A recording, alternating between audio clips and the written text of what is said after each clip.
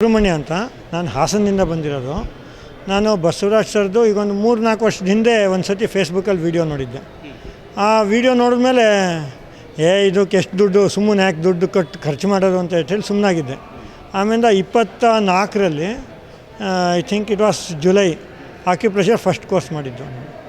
ಆವಾಗ ಶುರು ಮಾಡಿದೆ. ಆಮೇಲೆ ಕಲರ್ ಥೆರಪಿ ಕೋರ್ಸು ನನಗೆ. ಆಮೇಲೆ ಒಂದು ಸತಿ ಒಂದು ದಿನ ಜ್ವರ ಬಂತು.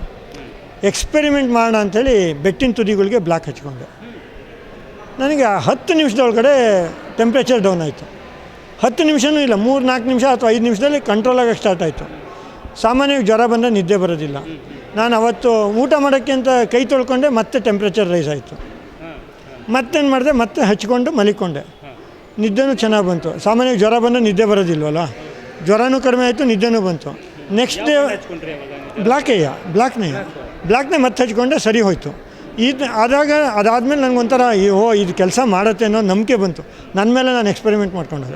ಅದಾದಮೇಲೆ ನನ್ನ ಹತ್ರ ಬೇಕಾದಷ್ಟು ಜನ ಪೇಷಂಟ್ಸ್ ಬಂದಿದ್ದಾರೆ. ತುಂಬ ಜನಕ್ಕೆ ಟ್ರೀಟ್ ಮಾಡಿದ್ದೀನಿ. ಎಲ್ರಿಗೂ ರಿಸಲ್ಟ್ 100% ಬಂದಿದೆ. ಹಾಸನದಿಂದ ಬಂದಿದ್ದೆ.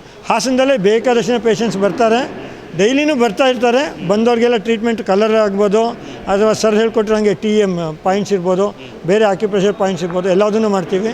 ಎಲ್ಲರಲ್ಲೂ ತುಂಬ ಚೆನ್ನಾಗಿ ರಿಸಲ್ಟ್ ಬರ್ತಾಯಿದೆ. ಈಗಲೂ ಈ ಬೇಕಾದಷ್ಟು ಜನಕ್ಕೆ ಕೇವಲ ಬರೀ ಪ್ರೆಷರಿಂದ ಮಂಡಿ ನೋವು ವರ್ಷಾನ್ಗಟ್ಟಲೆ ಇರೋದು ಫ್ರೀ ಆಗಿರೋದಿಲ್ಲ. ಈಗ ಮಾಡಿದ್ದು, ಈಗ ಇಲ್ಲೇ ಮಾಡಿದವ್ರಿಗೆ ನಮ್ಮ ಪಾರ್ಟಿಸಿಪೆಂಟ್ಸ್ಗೆ ಎಷ್ಟೋ ಜನಕ್ಕೆ ಬರೀ ಪಾಯಿಂಟ್ ಪ್ರೆಸ್ ಮಾಡಿದ್ರಿಂದ ಅವ್ರಿಗೆ ಮಂಡಿ ನೋವು ವರ್ಷಗಟ್ಟಲೆಯಿಂದ ಇರೋದು ಶಬ್ದ ಬರ್ತಾ ಇದೆ ಮತ್ತು ಮಂಡಿ ನೋವಿದೆ, ಅವ್ರಿಗೂ ಕೂಡ ಪಾಯಿಂಟ್ ಪ್ರೆಸ್ ಮಾಡಿಬಿಟ್ಟು ಕ್ಲಿಯರ್ ಮಾಡ್ಬೋದು. ಎಲ್ಲದಕ್ಕೂ ಅದಕ್ಕೆ ನಮಗೆ ಇದು ಡಾಕ್ಟರ್ ಟ್ಯಾನ್ ಮೆಥಡಲ್ಲಿ ಈ ಜಾಗ ಬರುತ್ತೆ. ಈ ಜಾಗದಲ್ಲಿ ಮಂಡಿ ಜಾಗ ಬರುತ್ತೆ.